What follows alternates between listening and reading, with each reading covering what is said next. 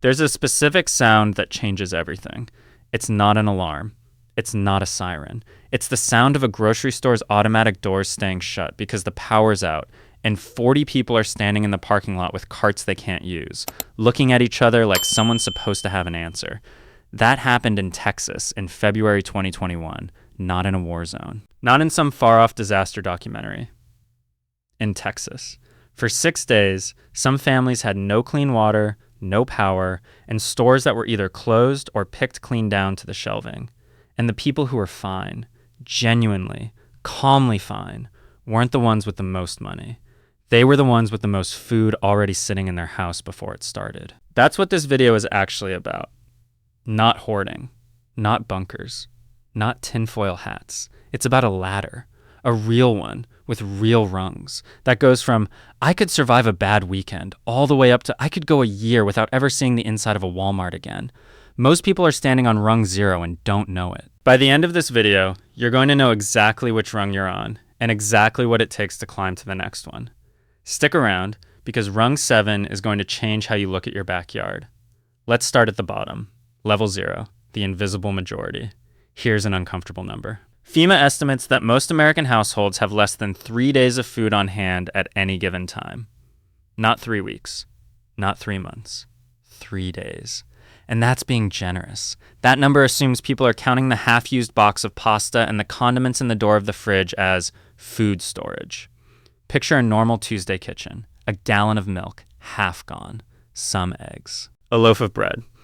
Leftover takeout containers stacked in the fridge like a game of Tetris nobody's winning. A pantry with cereal, some canned soup nobody particularly likes, and a bag of chips that's mostly air. That's not food storage. That's a grocery list waiting to happen. And here's the thing that should genuinely unsettle you. Modern grocery stores don't hold much extra inventory either. The entire system runs on something called just-in-time delivery. Trucks restock shelves daily, sometimes multiple times a day, because storing extra inventory costs money nobody wants to spend. Which means the average grocery store you shop at has about 3 days of food on its shelves too. Read that again.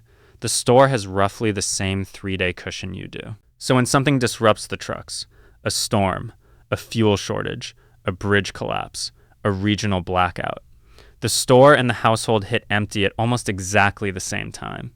There's no reserve tank underneath the system quietly waiting to save everyone. It's 3 days deep, all the way up the chain. This is level 0. Most people live here permanently without realizing it's a level at all. They just think of it as normal. And for 361 days of the year, it is normal. It's the other 4 days that matter, and nobody gets to pick which 4. So let's start climbing. Level 1, the 72-hour kit. The first rung on this ladder is the one every emergency agency in the country agrees on, 72 hours. 3 days of food and water per person, ready to grab, ready to survive on if the power's out, the roads are closed, or you simply can't get to a store. This sounds almost too small to matter. It isn't. Think about a young couple in an apartment during an ice storm. Roads glazed over, grocery delivery apps just showing spinning wheels because every driver in the city canceled their shift. They're not in danger of starving. They're in danger of being miserable, cold, and making bad decisions on foot in dangerous conditions because they ran out of coffee and patience on day 2. A proper 72-hour kit is deceptively simple. 1 gallon of water per person per day. That's 9 gallons for a family of 3 over 3 days, plus calorie-dense, no-cook food. Think canned meats, peanut butter, granola bars, dried fruit, crackers. Nothing that requires the power to be on. Nothing that requires a working stove. Here's the part almost nobody mentions. This level costs less than a dinner out. Seriously. You could build a full 72-hour kit for one person for under $30. And yet the survey data says most Americans still don't have one. Not because they can't afford it, but because it's never felt urgent enough to actually do. Right up until the moment it suddenly is. This is the rung where prepping stops being a hobby and starts being basic math. Everyone should be standing here at minimum. It costs almost nothing, and it closes the single most common gap in the entire system. The first 3 days, when help hasn't arrived yet and the shelves are already bare. But 3 days is still just a long weekend. Let's go further. Level 2, the 2-week pantry. This is where things start to feel less like an emergency kit and more like a lifestyle shift, even if it's a small one. A 2-week pantry means you could, in theory, watch the entire outside world shut down. No power, no store runs, no deliveries. And just quietly keep eating breakfast, lunch, and dinner like nothing happened. Not survival food, actual meals. Think about what happened during the early days of a certain global event in March 2020. Remember those photos? Empty shelves where toilet paper used to be, empty shelves where pasta used to be. And, strangely, grocery stores still had plenty of, say, canned beets because nobody wanted them. The people who weren't panicking, who weren't standing in a 2-hour line outside a Costco at 6 in the morning, were the ones who already had 2 weeks sitting quietly in a hallway closet. They didn't predict a pandemic. They just already lived one level up the ladder. Building this level means thinking in categories instead of individual items. Grains like rice, pasta, and oats. Proteins. Canned chicken, canned beans, peanut butter. Fats. Because your body actually needs them, and most emergency planning weirdly forgets this. Olive oil, canned coconut milk. And comfort items, which sound trivial until you're actually living through a stressful 2 weeks, and a bag of chocolate chips does more for morale than any calorie chart will admit. The real trick at this level isn't the food, it's the water. 2 weeks of water for a family of 4 is over 50 gallons. That's not something you casually keep in the pantry. That's multiple large containers, or a water filtration plan, or both. This is the level where people usually realize storing food was the easy part. Storing water is where the real planning starts. Most preppers agree. If you only ever reach one level on this entire ladder, make it this one. 2 weeks covers almost every realistic disaster scenario in the developed world. Storms, blackouts, supply chain hiccups, job loss, quarantine, you name it. It's the difference between an inconvenience and a crisis. But some people don't stop at covering the realistic scenario. Some people start thinking in seasons instead of weeks. Level 3, the 3-month buffer. Somewhere around the 3-month mark, food storage quietly stops being about disaster prep and starts being about something else entirely, financial armor. Here's a story that comes up constantly in prepping communities, told slightly differently every time, but always with the same shape. A man loses his job in January. Not fired for cause. A layoff, an entire department cut in one afternoon email. He's got decent savings, but savings evaporate fast once you're covering rent, a car payment, insurance, and groceries with zero income coming in, except his grocery bill basically disappears. He's got 3 months of food already paid for, already sitting in the garage in stackable bins, purchased months earlier, back when he had a paycheck and wasn't panicking. He doesn't feel like a prepper. He feels like a guy whose past self did his present self an enormous favor. That's the real value of level 3. It's not really about hurricanes or blackouts anymore, though it covers those too. It's a buffer against the most common disaster of all, the personal, financial, completely unglamorous kind. The layoff. The medical bill. The month where the car transmission dies and something has to give. At this level, the strategy shifts. You're not just stockpiling, you're rotating. This is where the phrase first in, first out becomes a religion. You buy a little extra every single grocery trip, you use the oldest items first, and the pantry becomes a living system instead of a static pile. Miss this step and you end up with the classic prepper failure, a garage full of expired canned goods nobody ever ate, silently rotting into a $400 mistake instead of $400 worth of security. The other thing that changes at 3 months. You start needing actual shelving, actual organization, a system for knowing what you have without digging through boxes like an archaeologist. This is the level where food storage graduates from a shelf in the pantry to a room, a closet, or a corner of the garage with a label maker involved. Quick question. Genuinely curious. How many days of food do you think is actually sitting in your house right now? Not what you'd guess. Go check after this video. Most people are shocked either way, and I want to know which direction you were surprised. Now here's where the ladder starts to get genuinely interesting, because everything up to this point has been about buying more. What comes next is about buying differently. Level 4, the 1-year supply.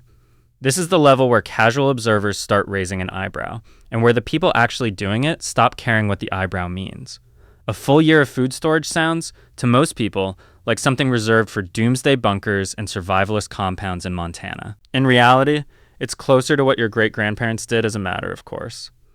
Before refrigerated trucking and year-round global supply chains, storing a year of food wasn't paranoia. It was just how you survived winter. We didn't invent this. We forgot it. Here's the math that makes this level click into place. The average adult needs roughly 2,000 to 2,500 calories a day to maintain basic function. Multiply that by 365 days, and you're looking at somewhere around 800,000 to 900,000 calories per person for a full year.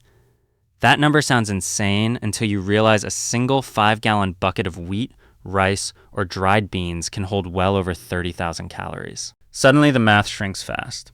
A year of food for one adult, done efficiently, fits into a stack of buckets not much bigger than a small closet. This is where the classic prepper pantry formula shows up, the one you'll see repeated in every homesteading forum and prepping channel: wheat, rice, beans, honey, and salt. 5 ingredients, individually boring, that together can genuinely sustain a human being almost indefinitely when stored properly.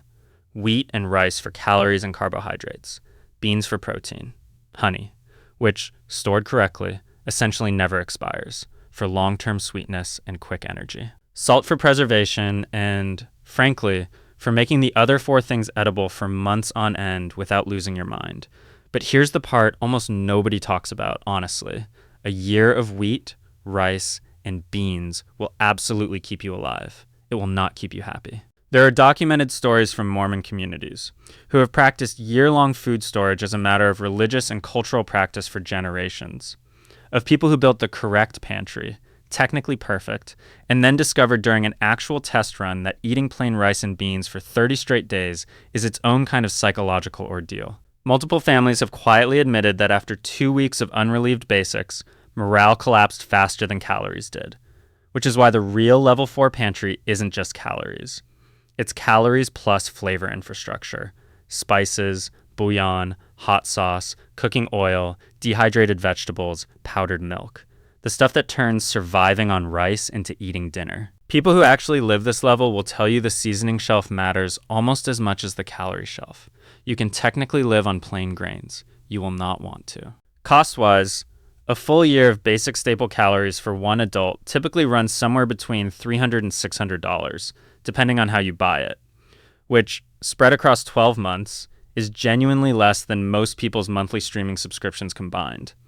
The barrier here was never really money. It's headspace. Most people simply never sat down and did the math, because nobody ever told them the math was this manageable. If this is making you rethink what's actually in your kitchen right now, hit like. It genuinely helps this reach the people who need to see it before they need to have already done it. Now. Everything so far has one flaw hiding underneath it, and it's the flaw that separates the people who prep from the people who actually make it long term. Level 5. The shelf life problem nobody warns you about. Here's the uncomfortable truth sitting underneath every level we've covered so far. Regular grocery store food doesn't last as long as people think it does. Picture a family that spends an entire weekend, proud of themselves, filling a spare closet with canned vegetables, boxed pasta, and bags of flour from the regular grocery store. They feel accomplished. They feel prepared. 3 years later, they go to check on it during a move, and half of it is gone. Not stolen. Expired, degraded, or in the case of the flour, hosting a small ecosystem of pantry moths nobody wants to think about. Regular canned goods from the grocery store typically last 2 to 5 years. Pasta and rice in their original packaging, maybe 2 years if you're lucky and the humidity cooperates. Flour, 6 months to a year before it starts going rancid or attracting bugs. This is the dirty secret of food storage. Most people build a pantry, assuming it's a one-time project, when in reality, regular store-bought food is quietly decaying the entire time it sits there, whether you're paying attention or not. This is exactly the gap that long-term storage food was invented to close. Freeze-dried and dehydrated food, properly packaged, doesn't play by the same rules. Companies specializing in long-term emergency food will sell products with genuine 25 to 30-year shelf lives. That's not marketing exaggeration. It's a function of how the food is processed. Freeze-drying removes roughly 98% of the moisture from food while preserving its structure, its nutrients, and much of its flavor, using a vacuum process rather than heat. Without moisture, there's nothing for bacteria, mold, or insects to use to break the food down. It doesn't rot because there's essentially nothing left in it for anything to rot. The real secret weapon, though, isn't the freeze-drying itself. It's the packaging. Mylar bags combined with oxygen absorbers, sealed inside food-grade plastic buckets, Remove the two things that destroy food over time: oxygen and light. A bucket of freeze-dried rice, sealed this way and kept somewhere cool and dark, can realistically outlive the person who bought it. This is the level where the whole game shifts from I bought food to I bought time. A properly built 25-year supply isn't something you refresh every few years out of anxiety. You build it once, you check the seals every so often, and then you largely forget about it until the day you genuinely need it, at which point it performs exactly like it did the day you sealed it. The trade-off, and it's a real one, cost per calorie is noticeably higher than buying rice in a bag from the grocery store. You're not just paying for food anymore. You're paying to freeze time itself. For most people, the smart move is a hybrid. Cheap bulk staples for the bulk of the calories and a smaller core of premium freeze-dried food as the truly bomb-proof backbone underneath it. This is also, not coincidentally, the level where people stop thinking of this as prepping for a disaster and start thinking of it as building an asset. Because food, unlike most things sitting in your garage, only becomes more valuable the worse things get. Level 6, the lost art of preserving your own. Here's where the ladder takes an unexpected turn, because up until now, every level has been about buying something. This level is about a skill your great-grandmother had and you probably don't. The ability to take food that would normally spoil in days and make it last for years, using nothing but heat, salt, sugar, vinegar, or time. Canning is the obvious entry point. A jar of home-canned tomatoes, properly processed in a water bath or pressure canner, will sit safely on a shelf at room temperature for a year or more. No electricity, no freezer, nothing that can fail during a blackout. This used to be an unremarkable part of every household's autumn routine. Now it's practically a niche hobby, something people discover on social media and treat like a discovery, when it was simply how every family fed itself through winter for most of human history. Think about the emotional difference between these two scenarios. A family with a pantry of store-bought canned green beans is fine, genuinely fine. That's a real level 3 or 4 pantry doing its job. But a family that grew their own green beans, canned them themselves in July, and is eating them in January has something the first family doesn't. Total independence from the entire supply chain, start to finish. No trucks, no stores, no dependency on anyone else's system functioning correctly. Then there's dehydrating, turning fruit into leather, vegetables into powder, meat into jerky. Using nothing more sophisticated than low heat and airflow, whether that's a $40 dehydrator or, historically, just the sun and some patience. And fermenting, which sounds trendy now with kombucha and sourdough all over social media, but is genuinely one of the oldest preservation methods humans have ever used.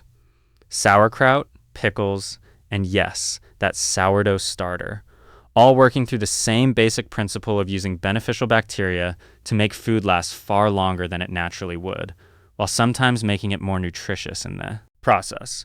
Here's the thing that separates this level from every level before it. These are skills, not purchases. You can't panic buy a canning skill the week before a hurricane makes landfall. A pressure canner sitting unused in a box does nothing. A pressure canner someone has actually used 40 times, who knows exactly how their altitude affects processing time, who's confident enough to do it without a manual open next to them. That's a completely different kind of security.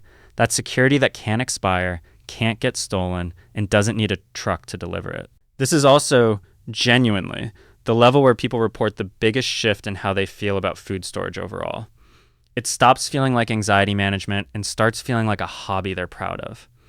There's a particular kind of satisfaction in opening a jar you sealed yourself 6 months ago that a can from the store, however well-stocked your pantry is, simply cannot replicate. If you've ever canned, dehydrated, or fermented anything, even just a jar of pickles, drop it in the comments.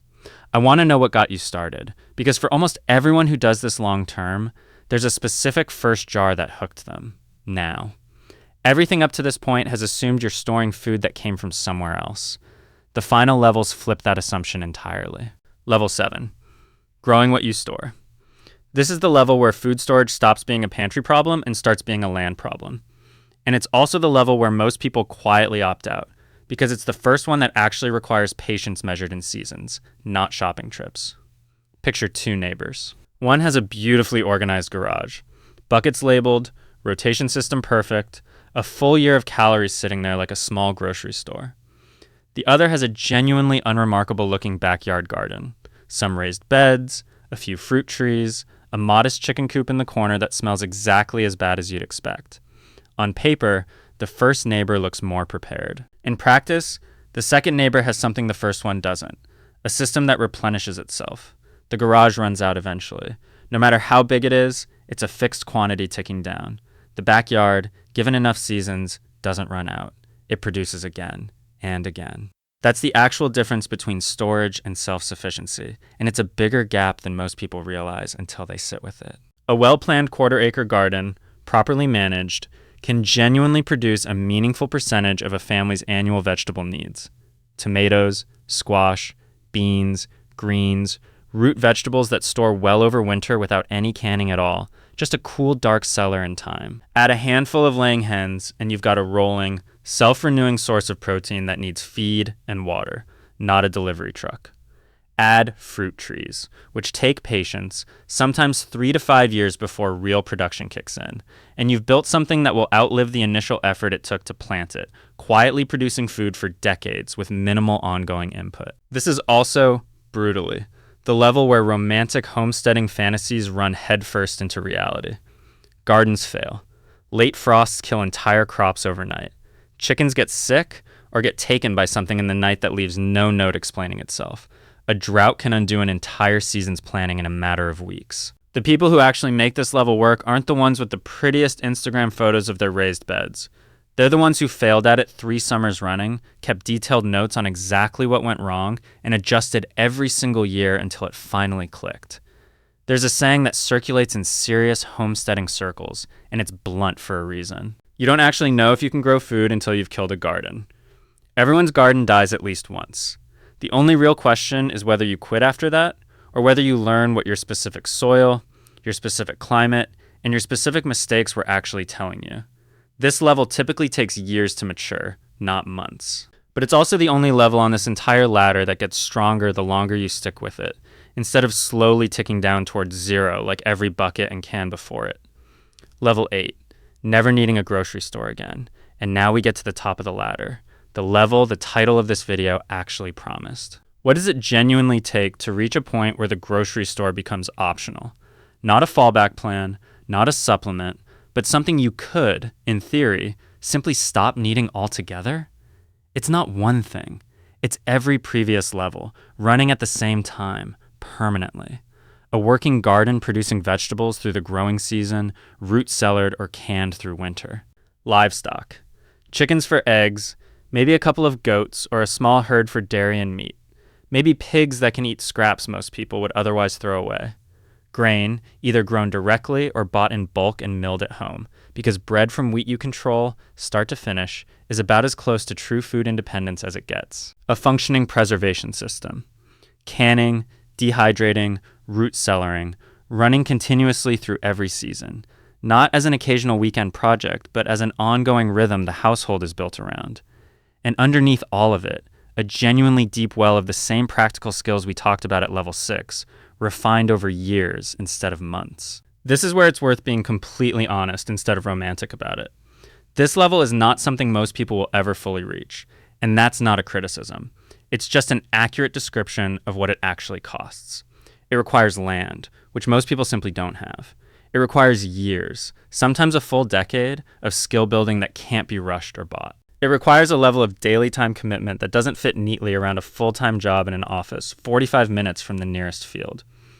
There are families who've genuinely done this, who could, today, go a full year without buying groceries and barely notice the difference in their diet. They are also, without exception, the first to say it took them somewhere between 5 and 15 years to get there, and that it's less a project with an end date and more a completely different relationship with how food enters their life. But here's the honest and slightly surprising twist. Almost nobody who reaches this level actually stops going to the grocery store entirely. They could. Most of them choose not to, at least not completely, because coffee doesn't grow in most of the continental United States, because sugar and salt are usually easier to buy than produce at home, because there's something to be said for occasionally not having to do everything yourself. The real prize at the top of this ladder was never total isolation from the modern food system. It's having the actual choice. Walking past the empty shelves during the next Texas-style storm, the next supply chain hiccup, the the next bad month, and feeling something closer to mild inconvenience than panic, because the truck not showing up simply doesn't control your dinner anymore. That's the top of the ladder, not a bunker, not paranoia. Just a household that quietly stopped needing permission from a supply chain to eat. So here's the real question, and it's not the one about doomsday scenarios or collapsing supply chains that this video opened with. It's simpler than that. Go check your kitchen right now, honestly, the way you'd check it if the power went out tonight. Not what you think is in there, what's actually in there. Count it in days, not in vague confidence. Most people watching this are somewhere between level 0 and level 1 and have been for their entire adult lives, without ever once framing it as a level at all. It just felt like how kitchens work. That's not a failure. It's simply where the entire modern system was quietly built to leave you, because a system optimized for efficiency was never optimized for your personal resilience. Those two things sound similar. They are not the same thing, and the gap between them is exactly where every story in this video actually happened. The families in Texas during that February blackout who were calm instead of frightened weren't wealthier, and they weren't luckier. They'd simply climbed 1 or 2 rungs higher than the people standing next to them in that dark, silent grocery store parking lot. That's genuinely the entire difference. Not survivalism, not bunkers, 1 or 2 rungs. You don't have to reach level 8. Almost nobody does, and almost nobody needs to. But everybody, without a single exception, can reach level 1 this week for less than the cost of, and level 2 within a month, without changing a single thing about how they already grocery shop, just changing how much they buy each time and where they put it when they get home. The ladder isn't going anywhere. It'll still be exactly where you left it, exactly as tall, whenever you're ready to take the next step up it. So, genuinely, no judgment either way. Which level are you actually standing on right now? And which level are you climbing to next? Put it in the comments. I read every one, and I want to see exactly how many of you are about to go check your pantry the second this video ends.